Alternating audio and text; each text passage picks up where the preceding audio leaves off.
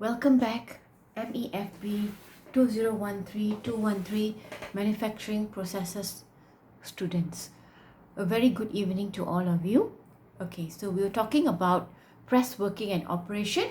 So a quick review. What was press working again? Press working is cutting, forming and drawing of sheet metal materials using punches and dies. And in order for you to perform that, you need to have shear forces. And what is the machine that is used in this process? We're going to use a press, okay? And the press utilizes dies and punches to perform the operation. So basically what we do is to perform different types of operation. We can still use the same press, but all we need to do is to interchange the mold, which is the punches and dies, okay? So what are the factors involved in the selection of presses? The operation type, size of part, required power, speed of operation. So this is an example of a press machine, and this is the press rating. Yeah, we use tons as the press rating. So classification of presses. Firstly, according to power source.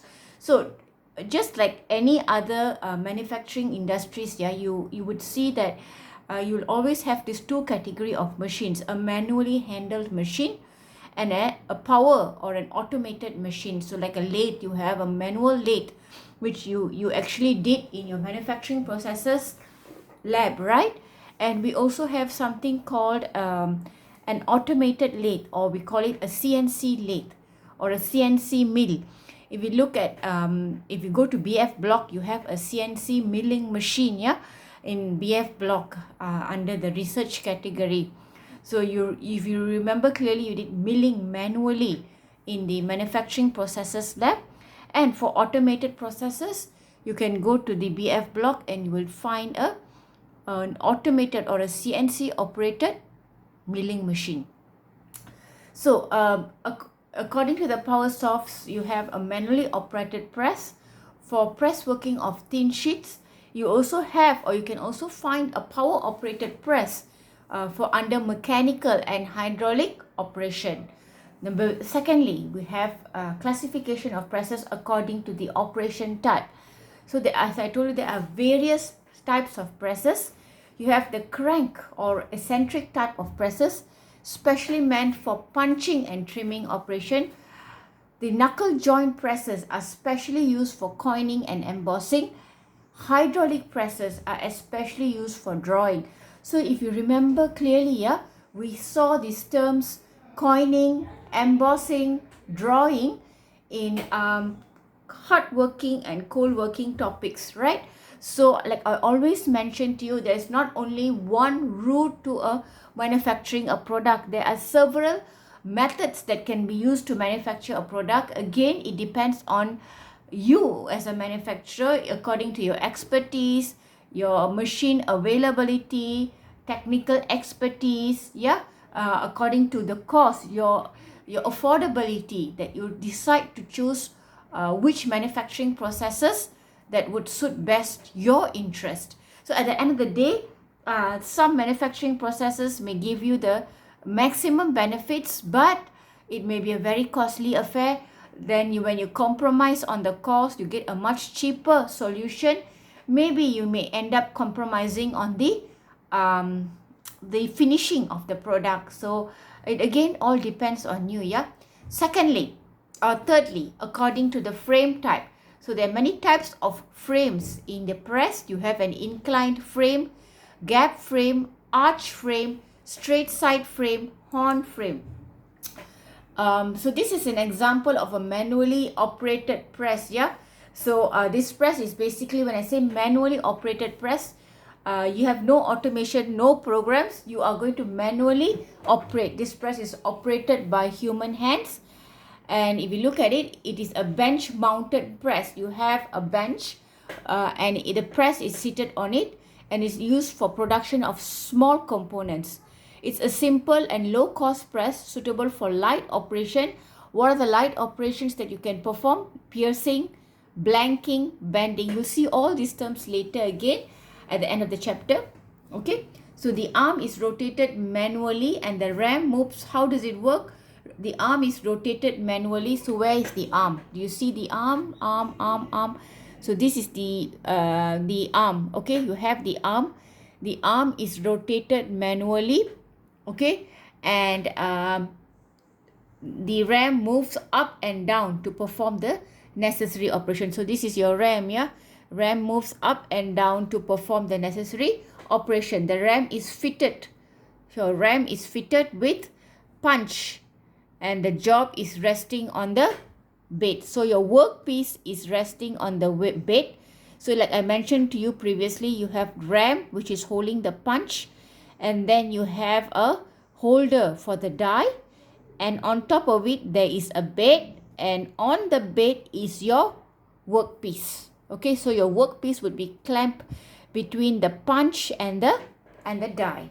Okay, so these are the presses. I will talk about this first one later. I'll show you an example. Okay, what is a gap press? Gap press has a gap or a C frame. Okay, it has excellent access to the tools, can be used for long and wide parts. So this is a gap press. Okay, it has got excellent access to the tools. It is very suitable for long and wide parts.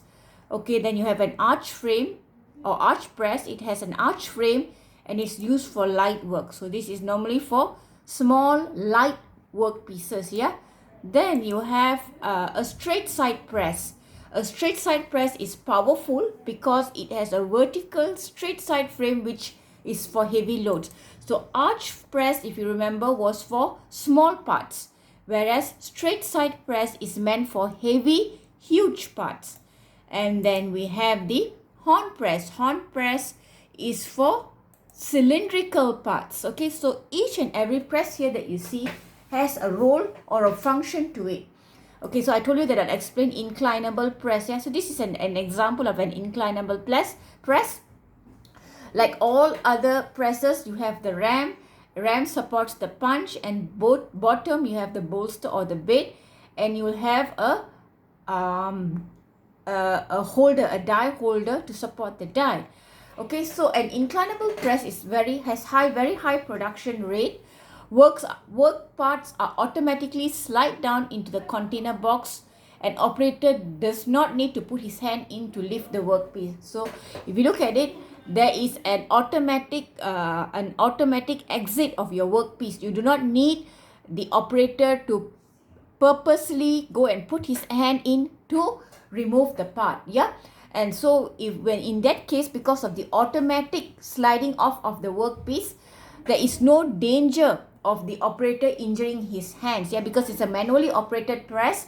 So there again, when workers or human is involved, there tend to be negligence, carelessness, and knowing or unknowingly, the operator may be negligent, and he may accidentally put his hand while he's taking out the part. The machine may start operating. Yeah. So in this case, we do not have to worry about all that, because the part once completed will slide out automatically. And these presses are used in the production of small parts involving bending, blanking, and punching operations. Okay, so the other types of presses, you have a press brake. It's when they use a press brake is used for long work pieces. Yeah, it has got long dies. Okay, so remember your mold is always called a punch and die. So in this case, you need to use a long mold or a long die. Why? Because your workpiece is long, and the press is suitable for small production runs. That means you're looking at small production, not 1,000 parts, not 500 parts, maybe 20 parts, 30 parts. Yeah, small production run. The tool applied is very simple. You have something else called a turret press. What is a turret press? This press consists of turrets that contain dies and punches of different sizes and shapes. Okay. Then we have something else called a hydraulic press. Okay, hydraulic press is for drawing operation. We spoke about drawing, remember, in cold working. So if you remember, we did tube finishing, wire drawing, yeah, drawing process. So the same exact drawing process can be performed in press working operation using a press, and in more specific, we can use a hydraulic press for a drawing operation. Why hydraulic press? Okay, hydraulic press has got slow uniform motion of the ram, meaning that the ram moves very slowly, therefore it will elongate the part or stretch the part evenly throughout. If you have a sudden pull of the part, at the end of the day, you may find the part with different. If you draw the part with high speed, you may find that the part has different density and thicknesses all through. So if you measure the density at one part, maybe one value, and at another part, it may be another value. But if you use it or you perform it using a hydraulic press, the hydraulic press ram has got a very slow motion. Therefore, it will evenly draw the material, and the material thickness will be spread evenly throughout the whole part. So you will get a evenly densified part. Their frames are very strong, so it can support big work or thick work pieces. It has got adjustable power of the press because of the oil, which can be throttled. It is less productive compared to mechanical press because of its slow motion, meaning that when I say it's less productive, the number of parts produced per hour may be much lower in quantity compared to a mechanical press. Yet, if you look at it, the function of a hydraulic press is for drawing. So drawing, you cannot afford to use a high-speed technique. So this is the most suitable process for drawing operation. Okay.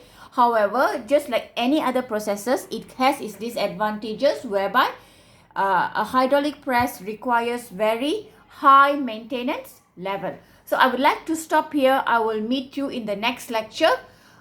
Thank you very much. Please remember to complete your assessment 5. It is already uploaded in the Moodle. Your due date is on Wednesday, which is the 13th of May. Thank you very much. See you guys soon. See you tomorrow actually. Bye.